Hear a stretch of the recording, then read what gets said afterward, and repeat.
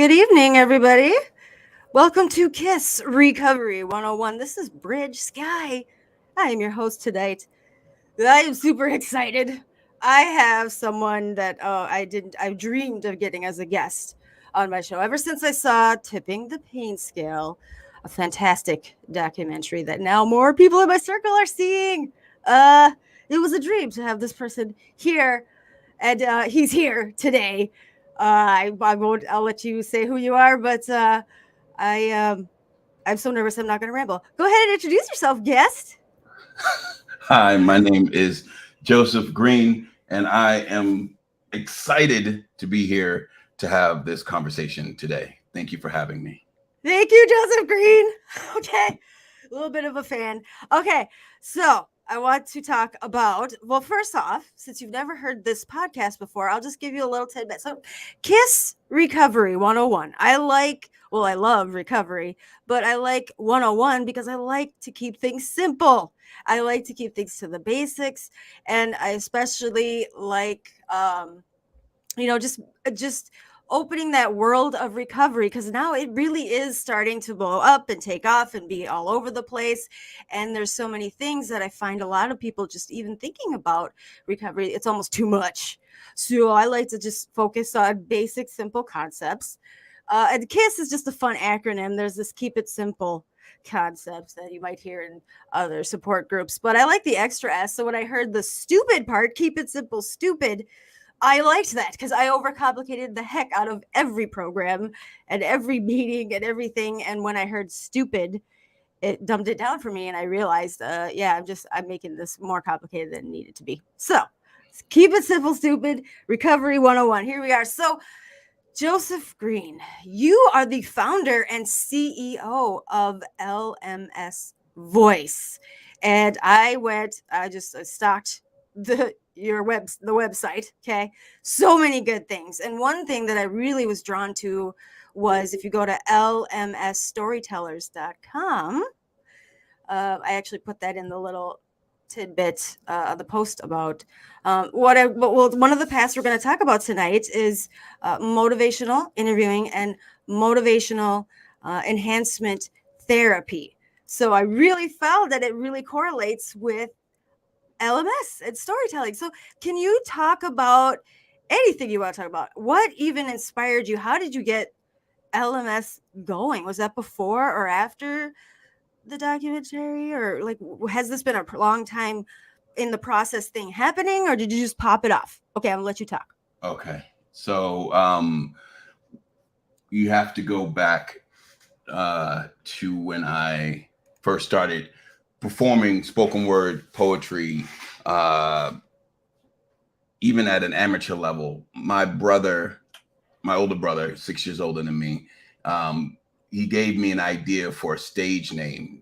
It's not something you typically see in like the page poetry world unless someone's like completely taking another name. But because of its relationship, I believe, to like hip hop, spoken word poetry, slam poetry, poets took a name. And so mine was Joseph LMS. And the LMS came from a longer story that I'll tell you on a different day. But the idea is that, I wouldn't tell people, the first time they asked me what it stood for, because it would present like this mystery, my brother said anyway.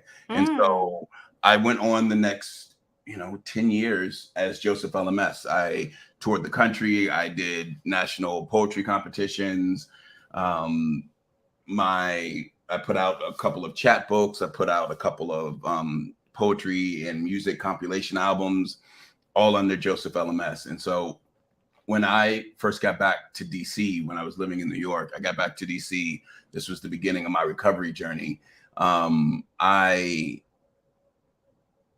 started coaching the speech and debate team from my old high school. That's my first time really working with young people. Fast forward to meeting a gentleman named Brian Hannon, good friend of mine still to this day. We started an after-school creative writing program called Poetry Now. And then Poetry Now was absorbed by a larger organization. And then in the middle of all that, I needed to have an LLC so that Mm. I could get paid separately from my day job for speaking engagements, and things of that sort. And so the name that I thought up, and I'm gonna take that. I'm gonna take back that credit. I'm not sure if I thought up the name. I think someone else the idea, but LMS Voice became the name of the program as a callback to the brand, I guess, that I carried for so Mhm. long. Kind of a nod to my older brother, and a way for me to keep the spirit of what I did for so many years into this new venture. And it was just that. It was just an LLC so I could get paid legally. And then it started to grow.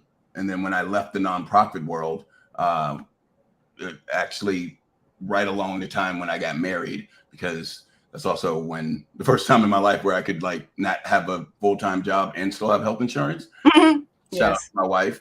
Aw. I launched LMS Voice. It was an educational consulting company at the beginning. And it was just basically my way of saying, I'll do whatever people ask me to do as long as it fits within like the realm of communication and storytelling. And so I did a lot of different things. And then Mhm. I would say in the last year and a half, it started to take shape. I started to know what I enjoyed doing and not enjoy doing. I was doing well enough in certain spaces that I could start to form it into what it actually is. And if I would have done the website, I don't know, 4 years ago, there would have been like 37 tabs. Um, Mhm. so now it's, it's the storytelling, it's the curriculum, the online curriculum that we offer folks for free. Mhm. And Yep. then it's LMS Studio, which is the production hand of what we do. Yes. So yeah, Yes. that was comprehensive, right? That was good. You got everything? That was a great storytelling abilities right there. See? Live. We are live. So I I have reminders to keep reminding. So Mohada, if you remember him from the Rise Up Hour, says, Mhm. Joseph Green, you are loved by everyone. This is fact. This is fact. Huh? So I'm gonna play a clip. It's a beautiful clip, and it really sums up what you just said. Okay, you ready? I'm ready.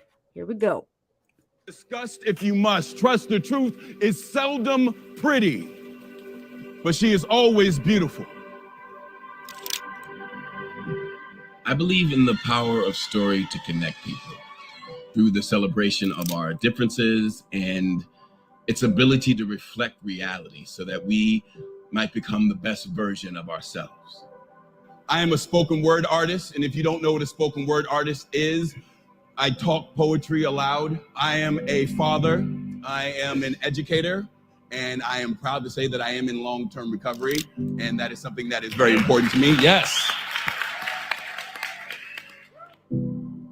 I believe that shame, stigma, silence, and hate are our worst enemies. But more than that, I believe if our actions are guided by kindness and love, there's nothing we can't overcome.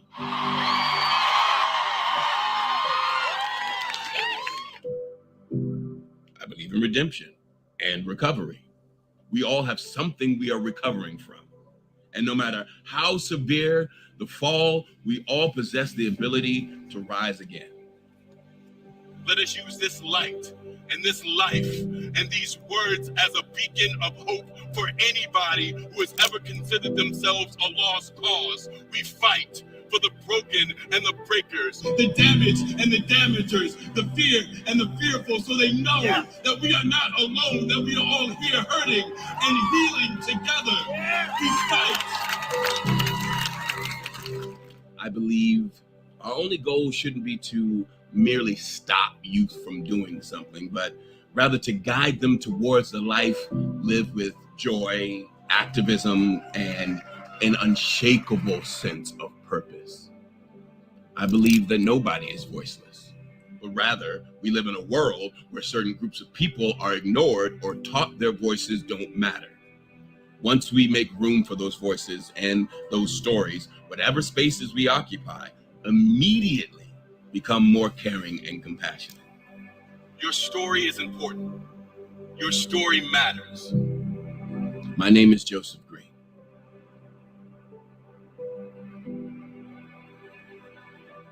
This is LMS Voice.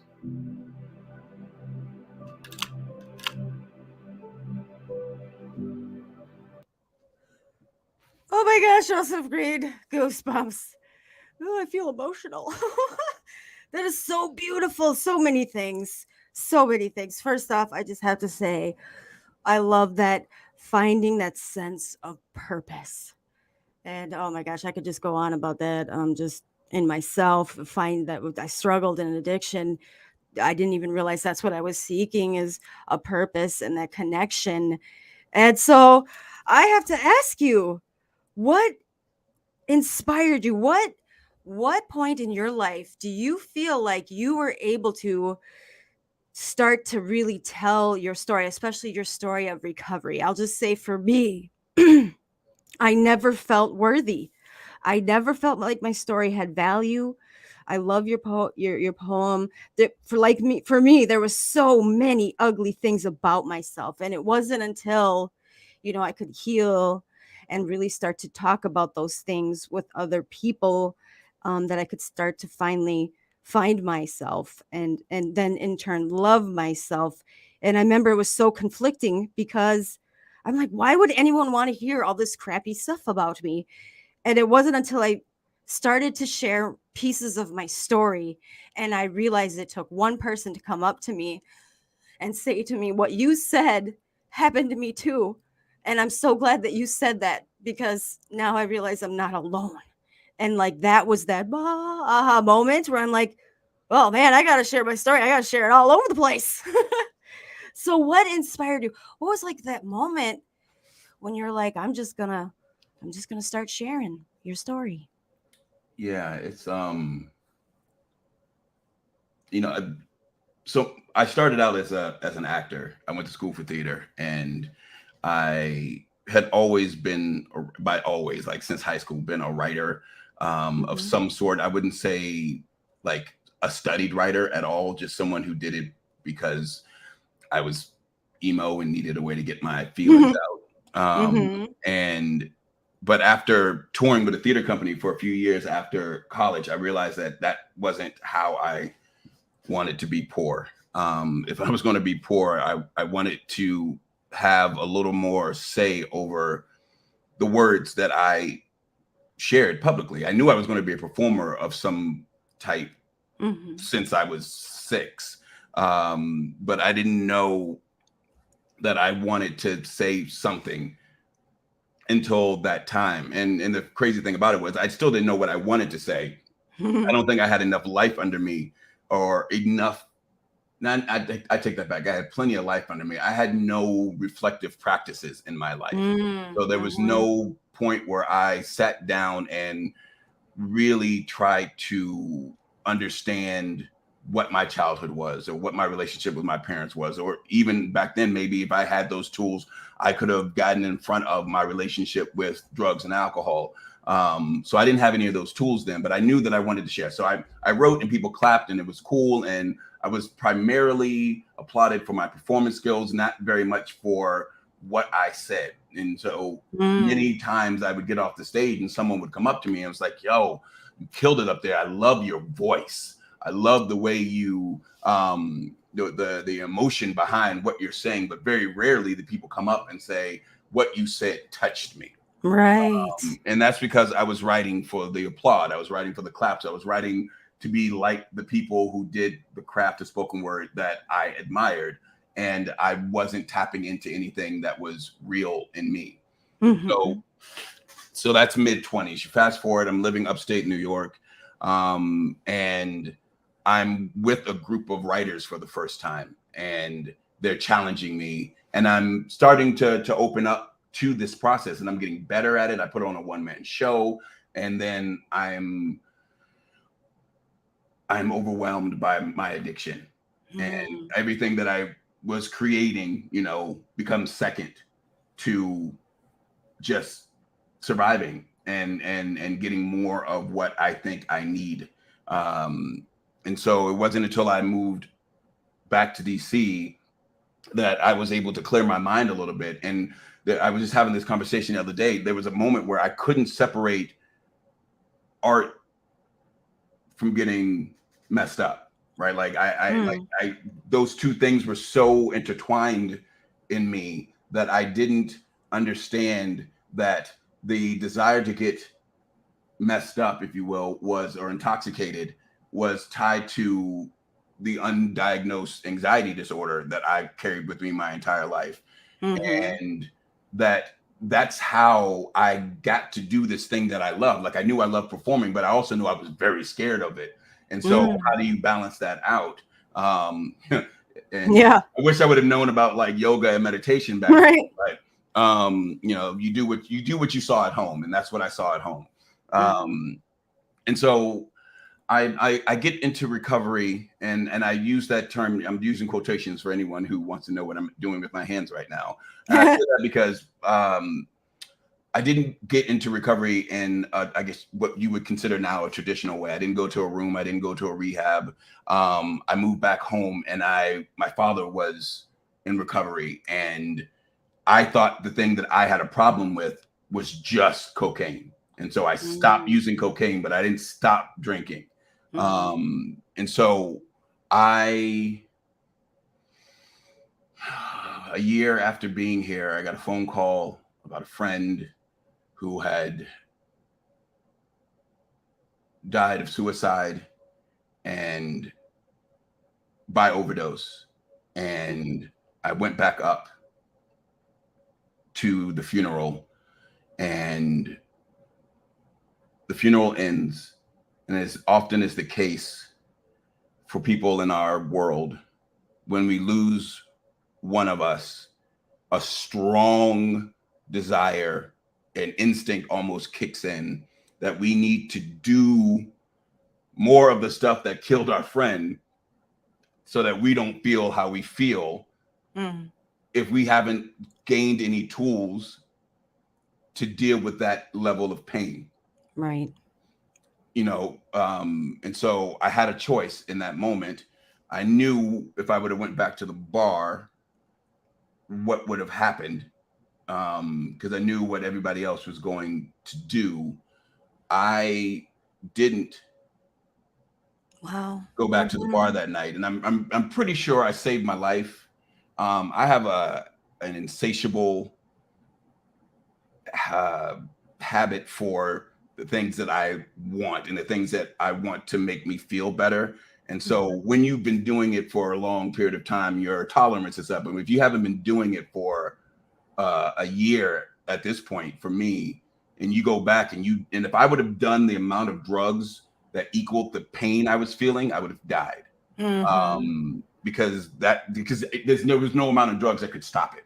Right. Sure. The best thing that could have happened to me is that, I OD'd and someone got me help, but there was a very good chance that something bad was going to happen that night. I go back to my room and I write the first draft of the poem Talk Ugly. Because the line, "The last time I saw you alive, I wished I talked ugly to you," was in my head the entire time I drove up because of my feelings between myself and the friend who had passed away, and what I felt my responsibility was supposed to have been, and what I didn't do, and so on and so forth. So I was working through guilt and shame all the way up, and that was the line of poetry that was in my head. So I wrote the first draft of that poem. Wow.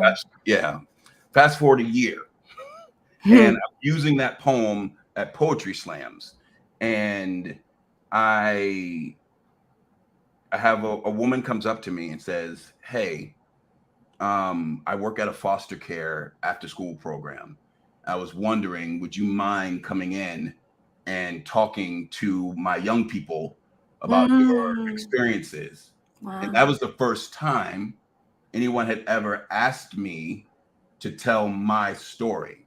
And if you look at the poems that I have in the chat book, the year that this happened, this was the realest thing I had ever written. And that was the poem that got someone to ask. That's the first someone came up to me and said, "Your story moved me, and I need to do something about it, and I want to share it with people." And so up until that point, even though I was a performer and people would clap for me and I performed thousands of people, I felt the same way you did. Who wants this mess? What are you going to do with it? Right. And that's when I realized that these words were meant to be more than things to gain applaud. They were supposed to be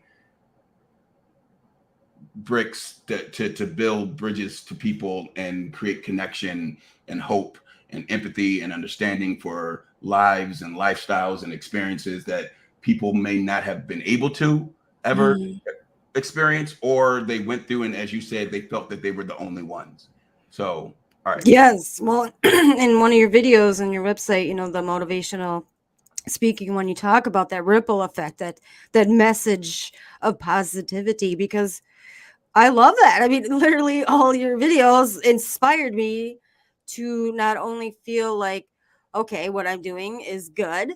And it inspired me and motivated me to want to do more. I feel like that positivity, that message, seeing other people doing what I feel in my heart I want to do, and doing it so well, just gives me that extra motivation to continue where I go, because there's not a lot of people that feel like it's possible, Yeah. and we'll just stop there. And so, okay, I heard a siren. Was that one of them? you did hear the alarm, Okay. and that's just to keep on task and mindful. So, just to further, just gets the basic definition and explanation of what. So, if you go to recoveryanswers.org, I kind of like that site because they list all these different pathways of recovery. For me, it wasn't one path. I tried to do the court ordered paths that they wanted for over a decade.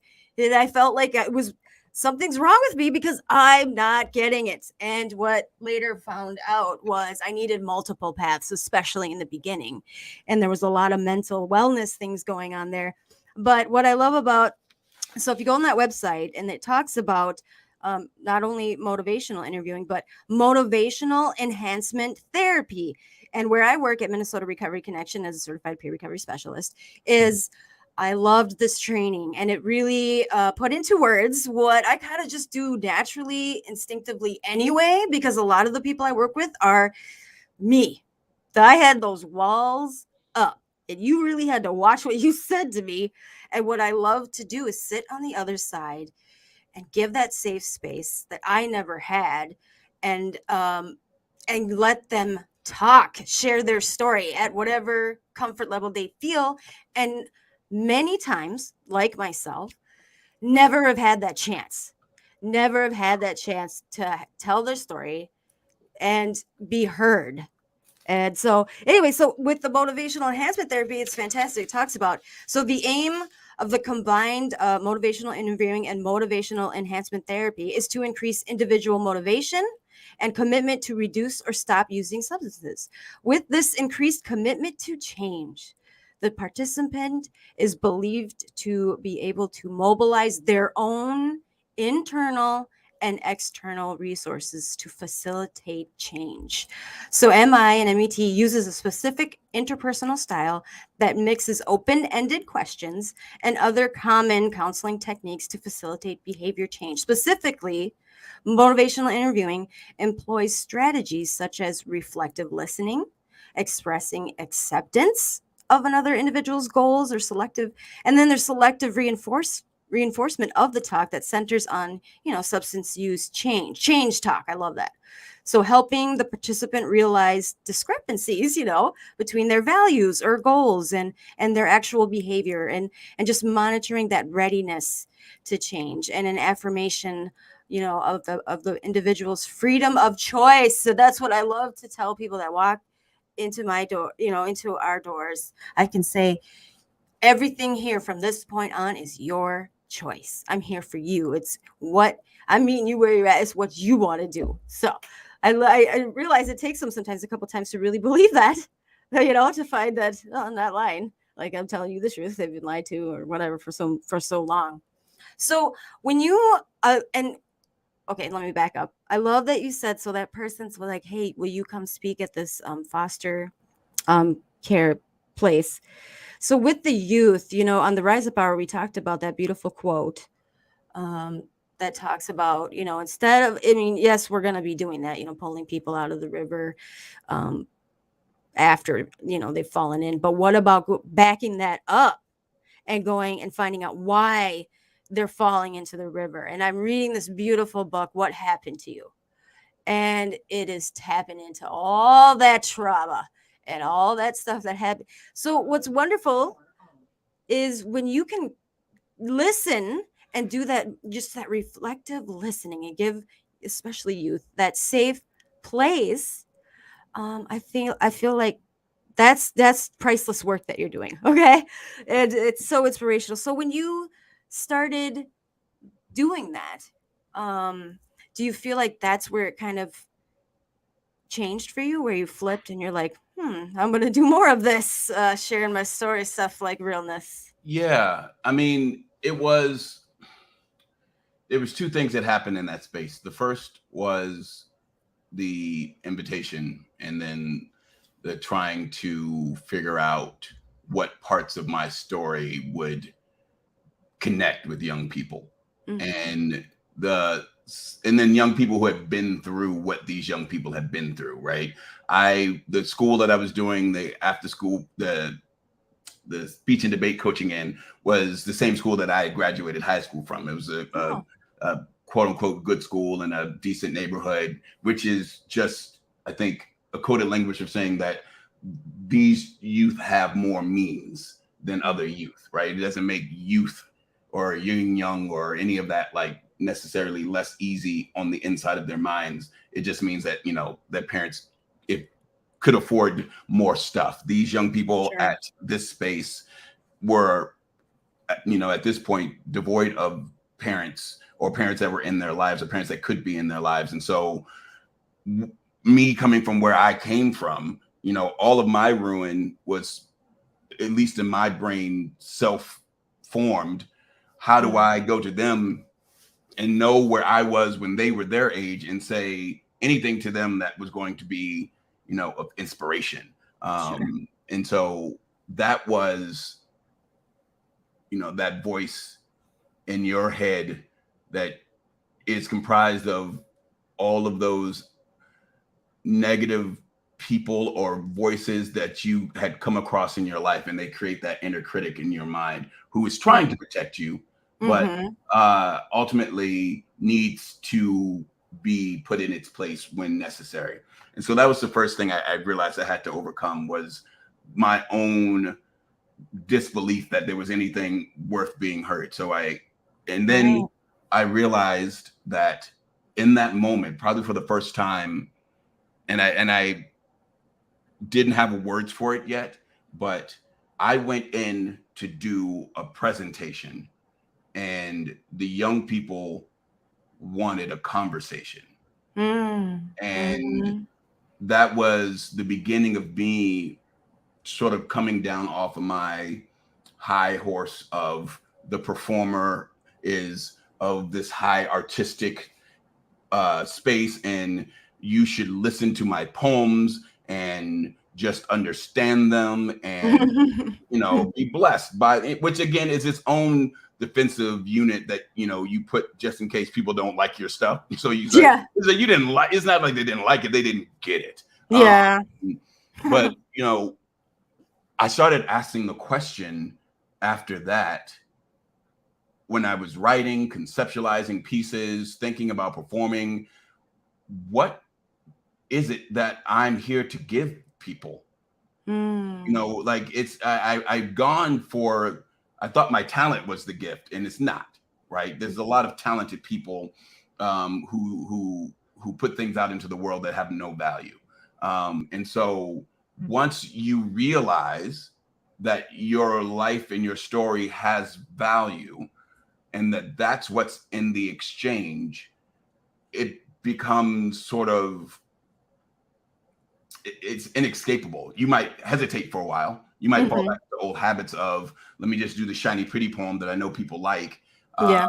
but after a while, I started taking chances and risk and experimenting, and understanding that this process is two ways, and that's the conversation part of it. Like, I'm getting something out of it, you're getting something out of it. And even if Yeah. I don't, have the ability to do a Q&A every time I perform, I'm way more aware of the people in the room, and I'm present, and I'm not just doing it a way. I'm doing it the way that I think is in response to the energy that I'm getting back from this space right now. So that's at the very minimum, the emotional back and forth that's happening there.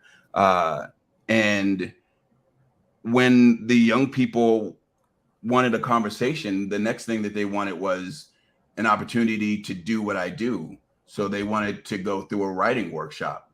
And so I started taking them through writing workshops, and I didn't know how to do a writing workshop. I went to school for theater, and I hadn't taken an English class since 12th grade.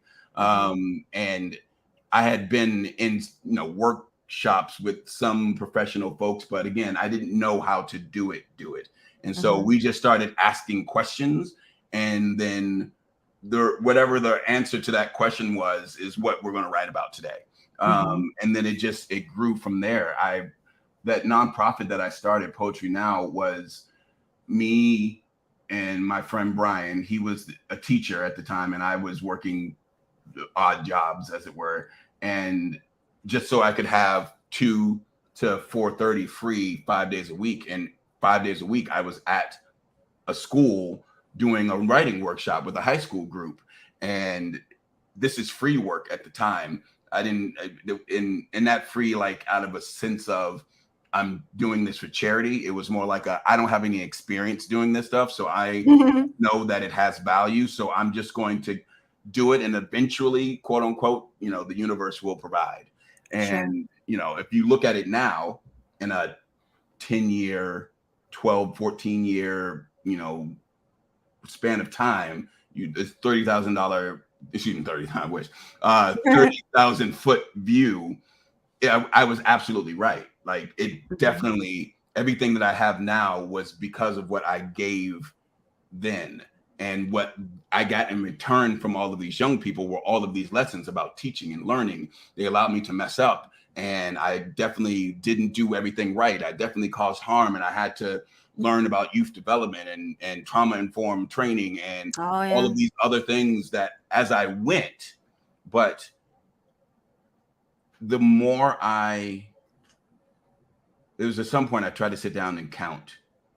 I think it was for a resume or like a bio or something. I was trying to count how many poems or short stories or short pieces of writing I am partially responsible for by having facilitated the workshop or created the workshop that somebody else did while working in one of my organizations. And there's zero way I can add that number up. But the thought of it and the friendships that I can still see online, young people who met each other through these things, and it became bigger than my story. It became, what is the use of going around and espousing about the power of story if you don't have the ability to give other people the power of their story? Right. And so I know I'm a little off from what your original question was, but it's still about me in certain spaces, right? I still have stories to tell. I still have there's still value there, but now it's very rare that I just go to a space and tell my story. It's always in tandem with a workshop or at least a Q&A or something where I am trying to leave behind something that allows those ripples to sustain, right? Because it's one thing to be inspired by a person, but as you know, it's a completely different thing to be inspired by your own story. Yeah. That's something that you can go back to over and over again and say, I remember when I learned this lesson, and I remember when I went through this. And I know it's probably never going to be a movie, but it's as important to me as anybody else's story that I've seen. And when you can have that reflective experience with your own life, when you get some space that you think that you can't get through, you can actually look back and say, no, I've done this. I know what overcoming feels like. And I also know what it feels like to give in. And I don't want to feel that way right now. 100%. Yeah. So yes. Oh my goodness. Oh, that's that's a scary alarm there, Joseph. Are you ready? I'm ready. What does that mean? So, well, let's see. I kind of warned you, and my listeners do know what that means. But there's this sound. Does that sound hot, Joseph? It sounds like you're chewing on something. Oh, it's supposed to sound Oh, like am I in the fire. hot seat? Oh, it sounds like crackling. Oh yeah. Oh no. It's the hot seat, Hot Joseph. seat. Okay. So, if this is your first time listening, well, it is for you, Joseph, but anyone else listening, I'm going to ask you 3 hot and heavy questions, and they're not meant to make you feel uncomfortable. What they're actually meant to be is someone out there listening might hear your answer and connect and be like, wow, okay. Yes, same here. So, they are random. No 3 questions have ever been asked the same. And I'm just going to throw them at you. Are you ready? Yeah, I'm ready. Okay, Joseph. Question number 1, and they're meant to be a little heavier, deeper. What's the biggest lie you have ever told yourself? That I've ever told myself. Mm-hmm. Interestingly enough, when I wrote this question, it's because there was many lies I used to tell myself that I didn't even realize half of them I was lying to myself. Yeah, I mean, I think the biggest lie I've ever told myself, I've told myself over and over again, and I have to be reminded, and that's that I can do it by myself. I try to tell myself that and then I try to pretend like, I'm a one-man band and I got here by myself, and and I think a lot of that stemmed from me just not knowing how to work well with people. And so instead of, overcoming that, I just decided that, actually I do it better alone. And I've been blessed in my lifetime with some really remarkable teams, including the one I have right now at LMS Voice. And Yes. I couldn't get sober alone. I couldn't even get on this planet by myself. You know what I mean? Right. So, That's like very valid. from the beginning to right now, there's very little that I've actually been able to do by myself. And that's even interconnected with people that I will never know and never speak, who created the roads and the streets and the ideas and the machines that I use to do all the things that I do. Sure. Where's a voice that can't be projected, right? Where's a voice that doesn't have an audience to sit and perform in front of? So there's so many things. Yeah. So none of it is by myself. So whenever I start telling myself that, like doing my little Rocky speech, I'm in front of them, I say, no, calm down, calm down. You have resources, go find them. If I'm in the hole and I don't know how to get out of it, it's like, you don't have to climb out of yourself. Too many people with ladders. Make a phone call. So yeah, that's it. Oh, that's a great answer. I personally connect with that. And I feel like instinctively it's a survival thing. Like if I do it myself, I know it's going to get done. I don't want to rely on anyone. I don't have to rely on anyone. But at the end of the day, when that applied to all kinds of things, when I'm in a dark or bad place, who am I left with? Yeah. Myself. Not a good thing. So yes, I just have to naturally change my thinking and be like, no, look you have all these great people around you. Utilize them. And I've had friends say to me many times, Bridge, you help so many people. People want you to ask them for help. Like, oh, when you put it that way. Okay, great. Here we go. Question number 2. Joseph, what do you think is your greatest weakness? So I'm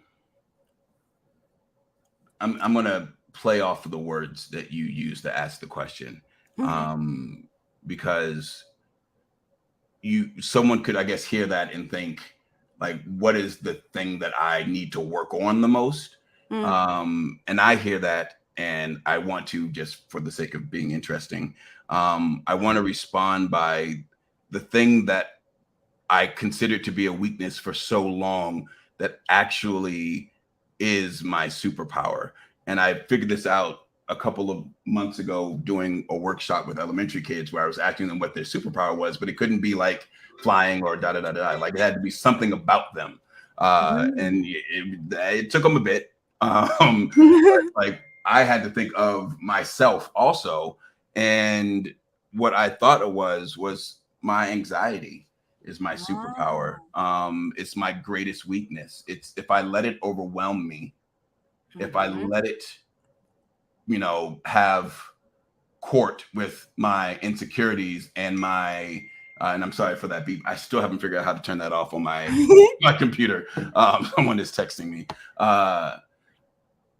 If I let it hang out with my inner critic and my insecurities, that feeling when I walk into a space and I think everyone's thinking about me, or everyone's looking at me, everybody's talking about me, and I become enabled to act or move or function as I would want to in that space. Like, that's when it's my strongest weakness. But when it sits with my meditation, and it sits with my mindfulness practice, and it sits with my forgiveness, and it sits with my understanding, what it does now is like, oh wow, you're actually really good at reading people. You're really good at looking at people's facial expressions, and like, you've done it so much that you're really good at like knowing that something's wrong with someone, or that you're pushing somebody in a way that makes them uncomfortable, or you see someone across the room and they're uncomfortable, and you know when to go interact and like help that person out. You get in front of a crowd of people, that feeling that you have, it causes you to go and shake people's hands before you get on stage, because you know that it makes you more comfortable and it makes them more comfortable, and it kind of breaks through that relationship that people assume with performer and audience, that like there's something intangible in between us that causes us not to be able to really truly connect.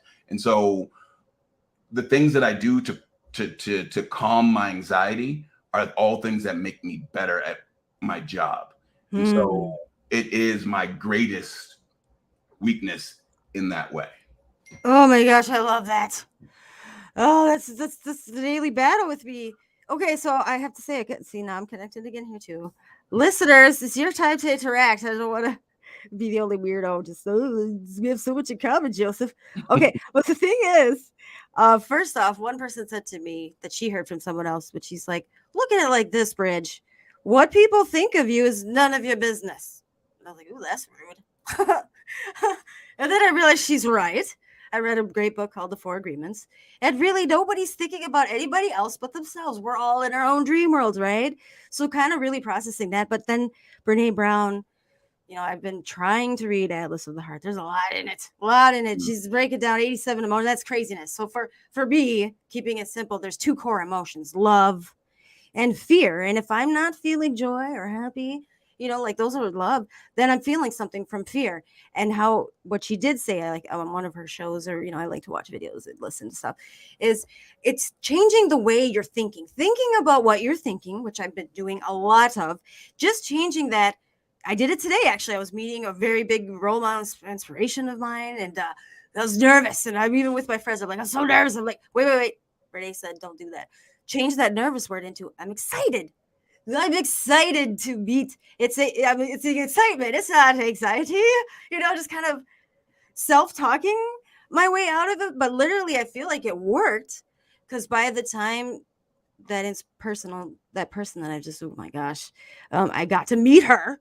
It wasn't so like, I was actually pretty calm. I actually got to go have lunch with her. It was crazy. But just changing that nervous word is a big thing, because anxiety, definitely for me now, anytime I feel anxiety, I'm like, whoop, that's something I got to do. I got to go conquer that fear. It's like the only way I've been able to even get to the point where I can actually talk to more than 3 people in a room, if that makes sense. Wonderful. Okay, question number 3. Joseph, when was the last time you had to let someone go or end communication? So just deuces, like give them a minute, someone you had to just kind of cut ties with for whatever reason. Do you? Yeah, that's a doozy. Oh, that's just an alarm to check the listeners. Sorry about that. Okay, we're doing I love it. Come on, it's roller disco. When's the last time you had to cut someone out of your disco? All right. Traveling back in time. No, that's good. That's good. That Gotta keep it was light. actually very well timed because I was feeling very heavy about that question, and so Okay. that livened up my spirit a little bit. Good. The last time I had to let somebody. So I think what happens, and I'm going to avoid details for sake of the person's anonymity. Sure. But I will give the situation, and I think it's a situation that a lot of us in this space have gone through. And I will, because of my position as both in youth spaces and as a person who's like recovering out loud, if you will, I will have people in my life reach out to me and say, hey, I think I'm doing too much of this or too much of that. Do you have some advice, some resources, some place I can go, something I can do, someone I can talk to? And it's the reason why I went and got peer recovery training. And though I do not practice peer recovery professionally or as a volunteer, I went through the training because I was doing all of these events and all of these people were coming up to me. And I was like, I actually don't know anything about how to get you help. So I felt very responsible for that. And so instead of just like calling up a friend and being like, hey, let me pass this person on to you, I wanted to be able to at least hold their hand through the first few steps of it. And so I've had former students, young people that I've worked with, and this happened, I would say, near the end of last year, most recently. And they're young, right? They're still 23, 24, and they're very much wrestling with this idea that I have a problem. But if sobriety is the only answer to my problem, how am I supposed to be a young person in America? And so that's the constant back and forth for a while.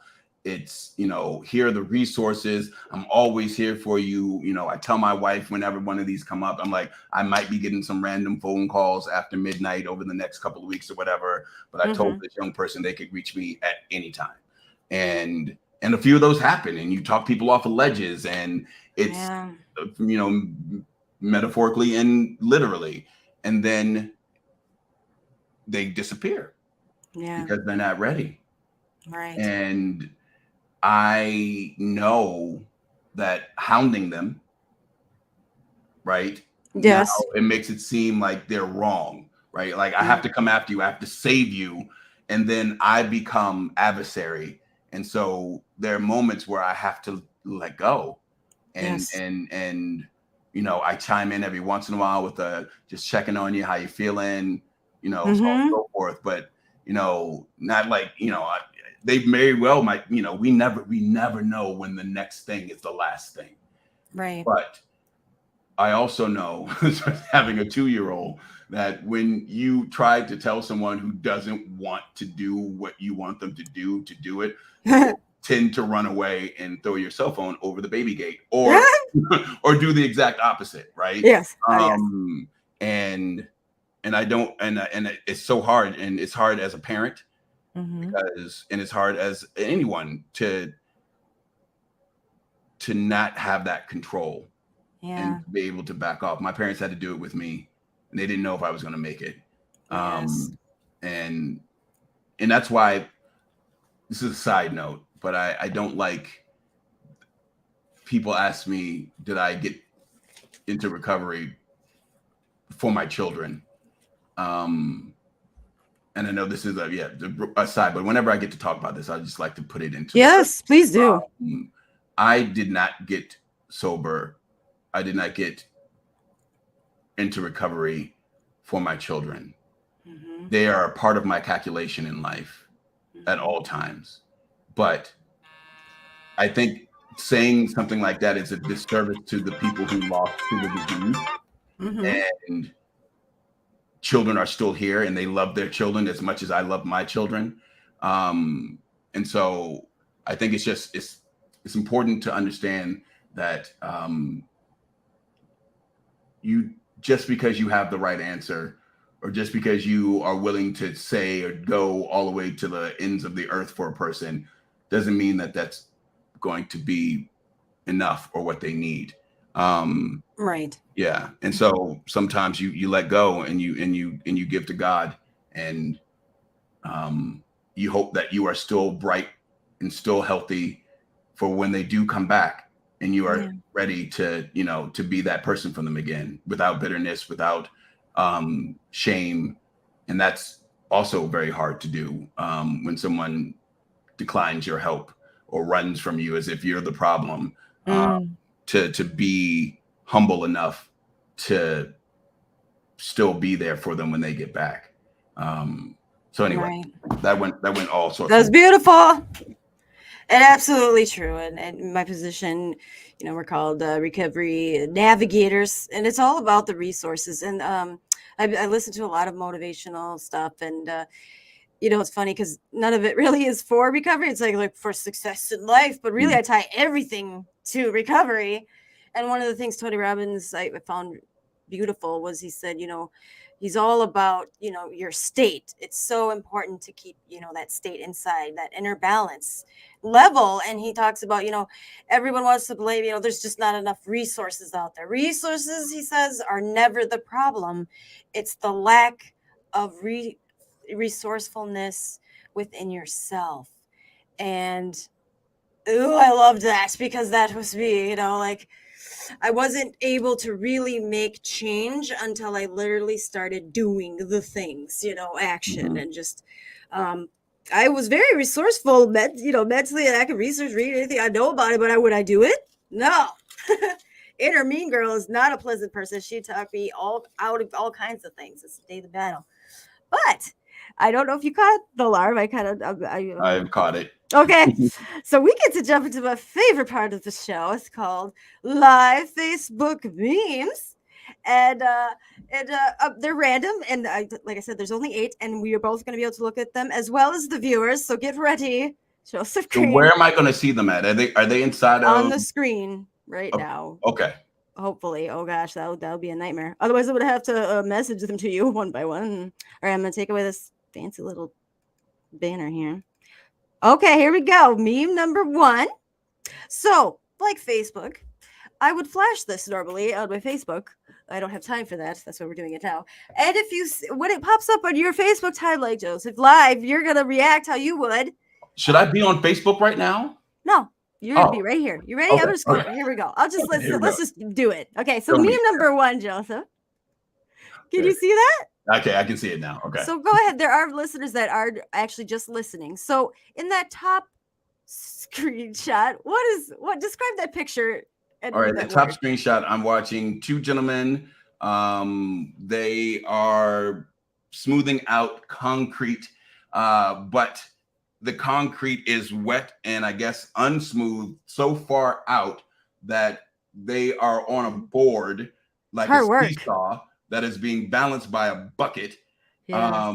And the gentleman is reaching out to smooth it while the guy is sort of being his weight.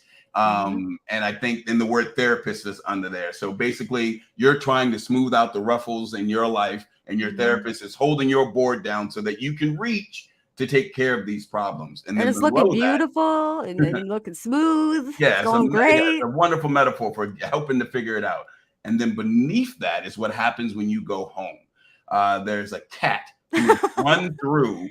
Evil-looking cat. Yeah, like a cat that is so excited about messing up your beautiful Work. smooth out Your beautiful work. Yes. And the tag for that is family. So there you go. I think everybody understands having, they sit in their car before they go into the house and they do their 10 seconds of breathing, and then I got this. It's going to be I got this. No matter what happened, I know I got a call from the principal. I know that, but I got this. I'm focused. And you walk in your house and it's like Animal House. Yes, family ruins it, or they can. I find that a lot of the folks that I work with will be inspired. We're making goals, we're doing great. And then they tell me they're going to go visit friends or family. I'm like, okay, well, just Here's keep me my in the number. loop. Yep. But just let me know how that goes. And it's like, dang it, but yeah, it's just, I found it humorous, yet, it's kind of serious, but it's more humorous and true for me anyway. Okay.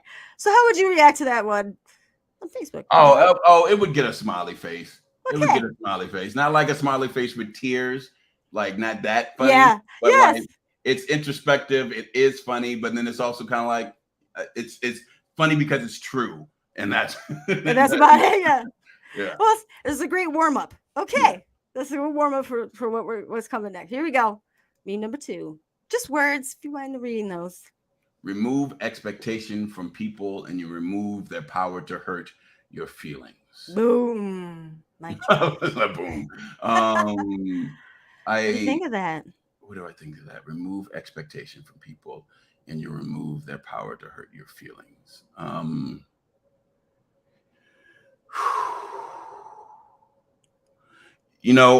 I get exactly what it's saying, and I think it's just my contrarian way, which is trying to figure out where the hole is in that statement. Mm-hmm. But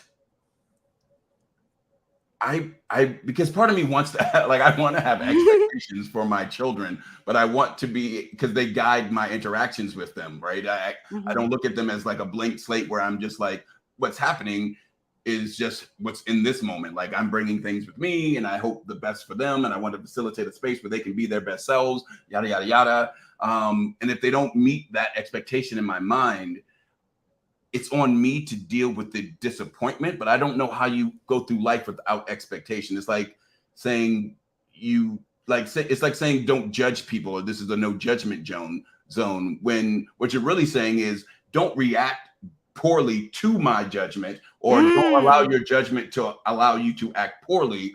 But the reason why we've survived for however many millions of years is our ability to look at a situation and figure things out.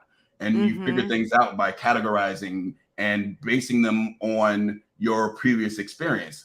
But what we're asking you to do is to not act poorly or badly or because of that, right? To give people chances and try new things and da da da da da. So anyway, I get it. It's a good like the little smiley face where the smoke comes out his head, like he's just had his mind blown. But there's a reason why I'm not on Twitter, and it's because I can rarely sum up something in, I don't even know how many words are on this page, but yeah. Anyway, I'm sorry if I ruined your meme. No, not at all. This is great. This is what I like. This is my thing at the end of the night. This is how I relieve all heavy thoughts and stuff, is these memes. And then some of them I'm like, well, I'm by myself all the time, Joseph. So it's nice to share these. Okay, so here's. No, I love this. There's Adrienne Marie Brown is a wonderful writer and facilitator and like just all around cool person. And I love their presence on social media, and they put up the best meme collections. Like they're all other people. So basically what you're doing right now, that will be an Instagram post for her. It's like all of her favorite memes from that week. She just puts them out as a post, and they're hilarious. So brilliant. I would suggest maybe even after you've done doing these with us, like every week you give these out to the world, because it's always good. It's always good entertainment. You can just sum up so many things. Yeah. And my take on, I love the word. Okay, so it's true. So I thought of 2 things really quickly. One, resentments, I affectionately have found out, are premeditated expectations. So once I process that, I realize I do that a lot. I did do that a lot. Okay. So now when I think of that, I can't get mad if I don't have these expectations. But what really sunk it in and locked it in for me was someone said to me, Bridge, people are not you, okay? Like I have all these high expectations for myself, right? I have all these values, and I feel like everybody wants to save the world and change the world. That's just not reality. So I need to stop being disappointed and my, heartbroken when someone does not want to do all this service and do all these things, Bridge. That's not everybody. But mostly with my sister, I found that she blatantly said to me, Bridge, I don't know why you expect so much. I felt like she was kind of like my first child. It was just a slap in the face when she said, Bridge, I don't know who you expect me to be, but I'm never going to be that person. I feel like you're always disappointed in me because you want me to be something that I'm not. And I was like, oh my God, I feel like Yeah, such a no, I understand that. jerk. I understand that, but I mean, it's like the inner critic, right? Like you can Yeah. become someone's inner critic, right? Yes. Like the voice, like someone asked me, like whose voice? Now I hear my voice, but I used to hear my dad's voice. Mm. And even things that he didn't say, right? I just like this, I screwed up, like, oh, my dad would probably be like, yeah, typical, Yeah. and that's when expectation becomes bad, right? Like Mm. if I expect you to be as happy as you can be, I expect you to give back to this world in any way that you see fit. I expect, I think it's about the expectation, right? Mm-hmm. Not being so specific. Like, I want you to be happy. I'm not going to tell you how to be happy, but Right. I want to facilitate a space where you can figure that out. Like, someone Yeah. comes in front of you and they have an issue with drugs and alcohol. I want to help you get to a space where you're healthy. Like, I don't know what that looks like for you, and I don't know what pathway you need to take, but we're going Mm-hmm. to show you every single one. And if none of them work the first time, we're going to show you every single one the second time and the third time, because we're not going to give up, right? Yes. It's Mm-hmm. about making that expectation less about a destination or a specific act, and more of a hope or a wish for a person that they be happy in the way that they can be, right? Mm-hmm. Your happy is not my happy. Right. The things that you do, your purpose is not my purpose. Right. And so I think too many times, especially parents to children or people to loved ones, we confine our children or our loved ones to our limited imagination, Yes. right? Like, I know that, like, my parents came from the dirt poor rural South, and the only way they got what they got in their minds is through education. I Mm-hmm. came up in this world right here where I could drop out of college and still create curriculum for high schools and colleges and teach professors and do workshops and professional developments, and never had to have gone back and finished my degree because I found a different path in a different world. And it took my parents probably until like 5 years ago to really figure out that what I was doing was a real job, and that, I could have a 401k and like a savings account and like buy a house one day off of this stuff and never have Sure. gone back. I mean, it was a 20-year, like, when you're going to finish your school, the only thing Yeah. about you that matters is finishing school. So why didn't I call my dad? Why didn't I call my mom during those years? Part of it was just me being incapable of understanding their position, but all Mm-hmm. of it, another part of it was like, I have no answer for their expectations, so I can't keep having this conversation. Right. Sorry, Oh my we just gosh. did a 20 minutes on this one meme. Let's keep moving. I gotta call my son soon. Hold on. Okay. All right. Read this one. Some of y'all don't clap for others. That's why it'll never be your turn. Mm-hmm. See, I I call love those. that. I love that. But the truth is that it will be your turn, and no one's gonna clap for you. Yeah. Can't And expect it. yeah, I do this. I'm working with young people just from the get. Like, we clap when a person walks up because they have the audacity to do anything in front of anybody, right? So it doesn't matter how Mm-hmm. it's gonna go. It doesn't matter what they're gonna do. You have the audacity to do anything in front of anybody. You're gonna get a hand clap as you walk to the stage. Oh. And Yeah. so, and then after that, right, when they're done, it's not about it being perfect. It's about them having completed their effort. And we're going to clap them off the stage. And then we can have a conversation, because some people want to become better at the thing that they did on stage. And some people just need to get through it to prove Yeah. that they don't explode when they do it. Right. And those people will get critique, and the other people will get to go home and never have to do it again. But everyone deserves that applaud for just the audacity of being that vulnerable in front of other people. Oh, yes. I love that. I Okay. love it. Yeah, this reminds me of that. 4 more. Are you ready? Yeah, let's keep it going. That sound supposed to play with it? Yep. When No. your client asks, "How are you?" and you say, "Fine," because this isn't your therapy session.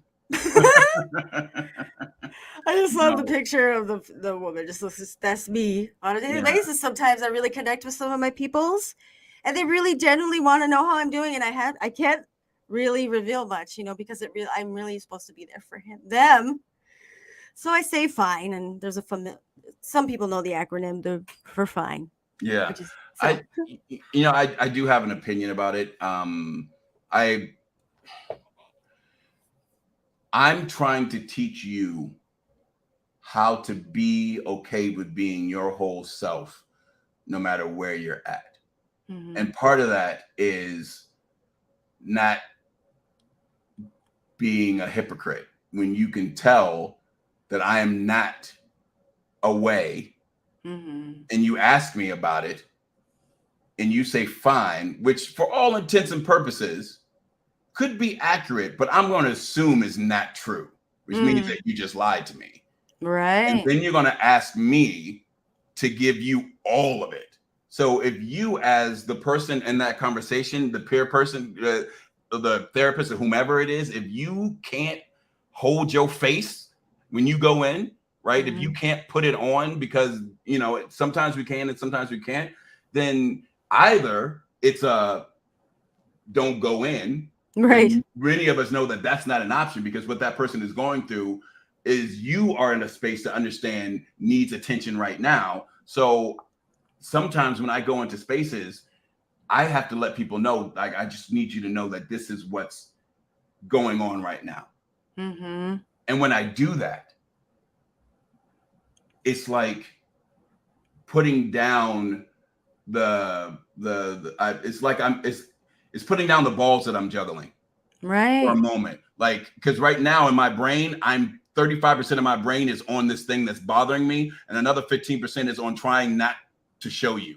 Right. So we can just get this out here in a particular way that I can be more focused in this moment. And I think, that's where your professional skills come in to say, like, how much of this thing can I share, or how much of, maybe I just need to share my mood and say that it's a personal family thing.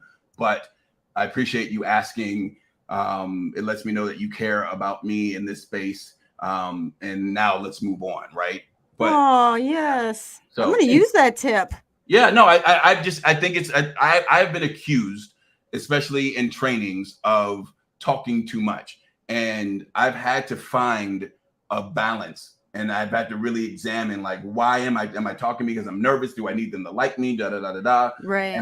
And I figured out that part of it is me wanting to show a sense of authenticity before I ask you to do something that I haven't done for you yet, which is tell me everything. So let me tell you something, and then you tell me everything, because that's what we're here for. But yeah. Yes.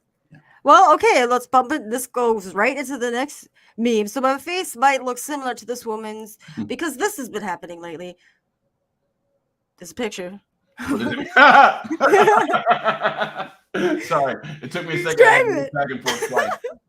For those of you who can't see it, it's a picture of an engine on fire. And the meme says, "What does it mean when this light comes on?" Yes. Oh, man. It's just one thing after another with this vehicle, but it's over 200,000 miles. It's just like, I fixed the tires. Okay, the tires are good. Well, now the engine light's on. Why is it blinking? It's just like, so. Yeah, my face says it all. That's the juggling right there. And sometimes you're juggling and you're like, oh man, I'm juggling like 47 different balls at one time, and someone says, you think they're balls? No, they're grenades. You're like, oh no. Oh yeah, that's what that is, but you can get through. This one's for you. All right. I knew what I wrote was real when it scared me to write it. Any of those moments for you? Yeah, what's interesting, I think, about being a performer first and then a writer second, at least that's how I think of it in my head, is that when I write, I'm always thinking of myself performing it. And so I'm rarely scared by what I write, because I'm a performer and I'm like, I want to write the thing that's like the realest and the most honest. But I am often scared as a person am I willing to put this thing out into the world Right. that is true, right? Like, do I need to cover it up a little bit? Do I need to pull back? Because it doesn't scare me to write it or to look at it. What scares me is what I think people will think of me when they read it or hear it. Right. And yeah, but no, that's something I come up. We don't have time, but I'll have 6 poems that I could go Oh through my gosh. where I'm just like, when I Yes. wrote this down, I was like, this is going to stay in this book forever. Because I say this out loud, I'm not going to have any friends. But yeah. Well, okay, and we're on to our last meme, but if there's ever an opportunity for you to come back on, please do. But even without you doing that, there's this beautiful hands. Oh my gosh, that just touched my soul that you wrote or that's out there. So I'm gonna play that. Oh, you're talking about the poem for my son? Yeah. Yes. Oh my gosh, I have 5 children. Like that just my heart. Okay, anyway, but I like this one. We're ending it with this one. Go ahead and read those words if you can see them. Honesty without kindness is brutality, and kindness without honesty is manipulation. What do you think about that? I'm going to say it to myself again, if you don't mind. Yes, please. Yeah, honesty without kindness is brutality, and kindness without honesty is manipulation. Yeah, say it again for the people in the back. What I love about this, when people ask me like what's the greatest obstacle in my work, and it has always been cynicism, mine, the world's, everybody's. And when I think about things that breed cynicism, is when people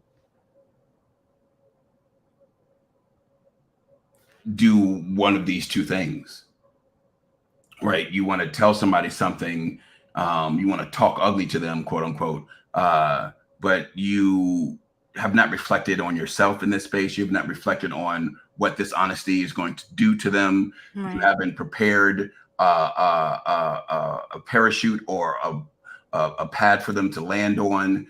You're just ripping it off, and exposing them in a way that is unnecessary.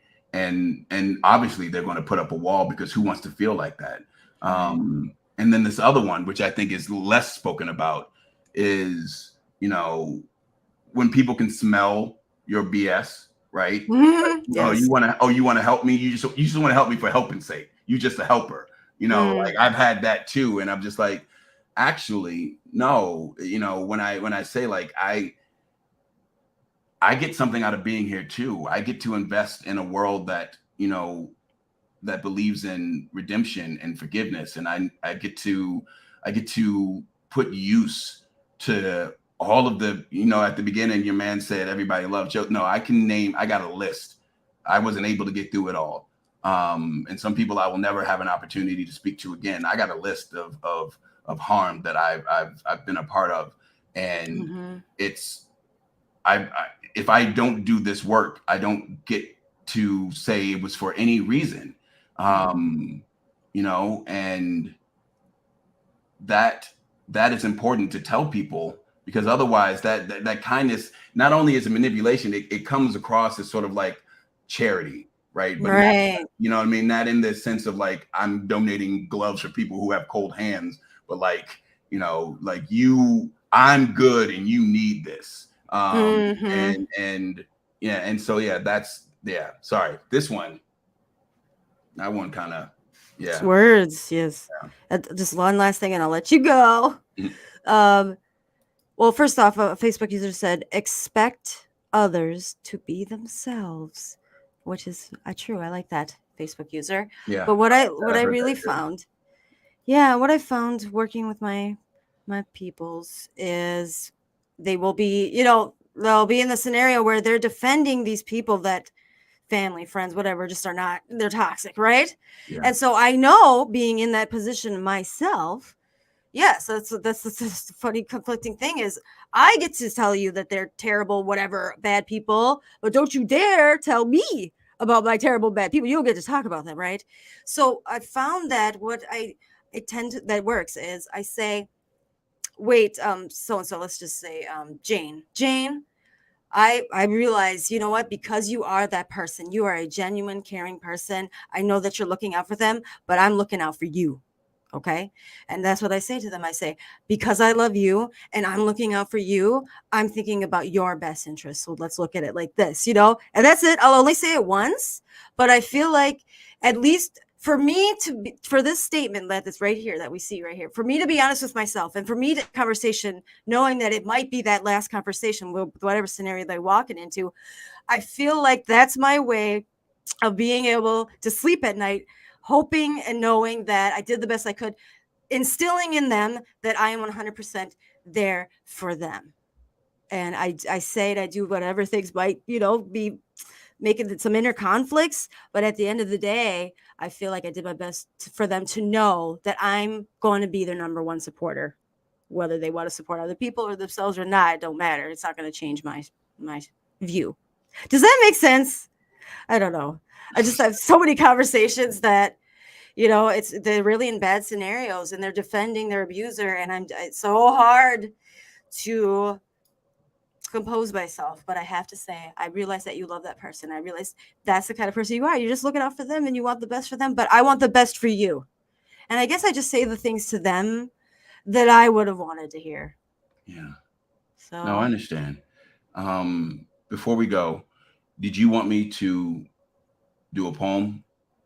if you want to, I would love to, but I'm not going to ask you to. Yeah, no, it's on my heart. So I would love I that. will have to cut off as soon as I'm done because I just got a text with a ghost and a bunch of weird letters. And my son telling me I'm Aw. 15 minutes late. Okay. So Cute. I told him I'll explain in a minute. Okay. But yeah, so this is